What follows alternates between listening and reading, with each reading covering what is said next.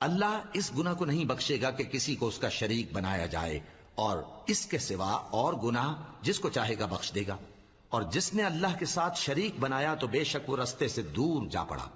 ये लोग अल्लाह के सिवा जो परस्तिश करते हैं तो कुछ देवियों की, और पुकारते भी हैं तो शैतान सरकशी को, जिस पर अल्लाह ने लानत की है। और वो अल्लाह से कहने लगा, मैं तेरे बंदों से गैरुल्लाह की नियाज दिलवाकर माल का एक मुकर्रर हिस्सा ले लिया करूंगा, और उनको गुमराह करता और उन्हें उम्मीदें दिलाता रहूंगा, और ये सिखाता रहूंगा कि जानवरों के कान चीरते रहें, और उन्हें समझाता रहूंगा, तो वो अल्लाह की बनाई हुई सूरतों को बिगाड़ते रहेंगे। और जिस शख्स ने अल्लाह को छोड़कर शैतान को दोस्त बनाया, वो साफ साफ घाटे में रहा। वो उनको वादे देता है और उम्मीदें दिलाता है, और जो कुछ शैतान उन्हें वादे देता है वो धोखा ही धोखा है। ऐसे लोगों का ठिकाना जहन्नम है, और वो वहां से कोई राह फिरार नहीं।